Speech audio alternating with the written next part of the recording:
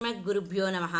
శ్రీమద్భాగవతంలో చెప్పినట్లు నా వై నా వై పుంసాం పరో ధర్మో యతో భక్తిరదోచ్యజే అహైతుక్య ప్రతిహతాయయాత్మ సుప్రసీదతి.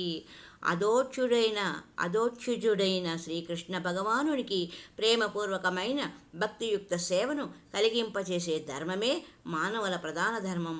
అటువంటి భక్తియుక్త సేవ ఎటువంటి కోరికలు ఆటంకాలు లేనిదిగా, ఆత్మను పూర్తిగా సంతృప్తిపరిచేదిగా ఉండవలెను. భగవంతునికి ప్రేమపూర్వకంగా చేసే భక్తియుక్త సేవయే ఉత్తమమైన ధర్మంగా చెప్పబడును.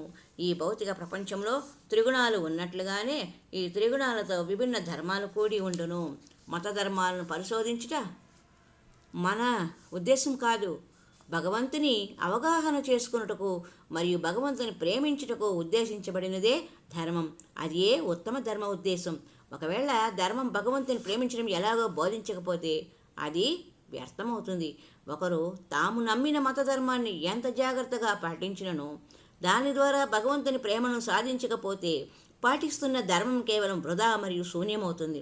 వాస్తవ ధర్మం అహైతుకి మరియు అప్రతిహత అయి ఉండాలి. ఎట్టి స్వార్థపూరితమైన భావన మరియు ఆటంకం లేకుండా నిరంతరము కొనసాగేదిగా ఉండాలి. అట్టి ధర్మాన్ని ఆచరించగలిగితే మనం అన్ని పరిస్థితుల్లోనూ ఆనందంగా ఉండగలం. నా సా వై పుంసాం పరో ధర్మో యతో భక్తిరదోచ్యజే. భగవంతుని యొక్క మరొక నామము అదోచ్యుజుడు, అంటే భౌతిక ప్రయత్నాలతో దర్శించబడనివాడు. అనగా భౌతిక ఇంద్రియాల ద్వారా అతడిని చూసేందుకు చేసే ప్రయత్నాలన్నింటినీ విఫలం కావించేవాడని అర్థం. అక్షజ అంటే అనుభవపూర్వకమైన జ్ఞానం. అధహ అంటే సమీపించలేనట్టివాడు. కనుక భగవంతుడు మనం మన అనుభవపూర్వక జ్ఞానంతో అందుకోలేనట్టివాడు. మనం అతడిని భిన్న మార్గం ద్వారా పొందుటను అభ్యసించవలను. వినయపూర్వకమైన శ్రవణం మరియు ప్రేమయుక్త సేవలో నెలకొనుటకు ప్రయత్నించాలి. నిజమైన ధర్మం భగవంతుని పట్ల అవ్యాజ ప్రేమను బోధించును. నా ఇంద్రియ తృప్తికి అవసరమైన వాటి అన్నింటినీ సమకూరుస్తున్న చేత భగవంతుని నేను ప్రేమిస్తాను అని చెప్పడం కాదు. అది ప్రేమ కాదు. భగవంతుడే సర్వోత్తముడు. భగవంతుడే మన శాశ్వత పిత. అతడిని ప్రేమించడం మన ధర్మం. దీంట్లో ఎటువంటి వ్యాపారం లేక ఇచ్చిపుచ్చుకొని ధోరణి ఉండదు. ఓ భగవంతుడా, నాకు రోజువారీ ఆహారాన్ని ప్రసాదించుము, అప్పుడు నేను నిన్ను ప్రేమిస్తాను అని భగవంతునితో వ్యాపారము చేయకూడదు. పిల్లులకు కుక్కలకు కూడా భగవంతుడు తన రోజువారీ ఆహారాన్ని సమకూరుస్తాడు. అతడు అందరికీ తండ్రి ఒకటి చేత అందరికీ ఆహారాన్ని అందిస్తుంటాడు. కేవలం రోజువారీ ఆహారం కొరకు భగవంతుని ప్రేమించడం నిజమైన ప్రేమ కాదు. అతడు మనకు ఆహారాన్ని అందించుకున్నను అతడిని మనం ప్రేమించాలి. అదే నిజమైన ప్రేమ.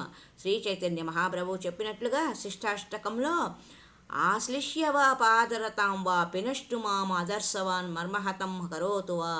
నేను నా శ్రీకృష్ణుని తప్ప మరొకరిని భగవంతునిగా ఎరుగను. అతడు తన బాహువులతో బంధించిన లేక నా ముందు ప్రత్యక్షం కాకుండా నా హృదయాన్ని బద్దలు చేసిన అతడే ఎల్లప్పుడూ నా ప్రభువు. అతడు నా దేనినైనా చేయుటకు సర్వస్వతంత్రుడు. ఎట్టి నిబంధనలు లేకుండా అతడే నాకు ఎల్లప్పుడూ ఆరాధ్య దైవం. భగవంతునిపై శుద్ధమైన ప్రేమ భావన ఇలాగే ఉండాలి. అట్టి భగవత్ ప్రేమ స్థితి చేరుకున్నప్పుడు సమస్తము ఆనందంతో నిండి ఉండటం గ్రహిస్తాం. అన్ని స్థితులలోనూ మనం ఆనందంగా ఉండగలం. భగవంతుడు ఎట్లు పూర్తిగా ఆనందమయ స్వరూపుడు, అట్లే మనం కూడా ఆనందమయ స్వరూపలము అవుతాము. ఈ విధముగా మనము భగవంతుని దర్శించవచ్చు. హరి ఓం తత్సత్. హరే రామ రామ రామ హరే హరే, హరే కృష్ణ కృష్ణ కృష్ణ హరే హరే, హరే రామ రామ రామ హరే హరే, హరే కృష్ణ కృష్ణ కృష్ణ కృష్ణ హరే హరే. హరి ఓం తత్సత్.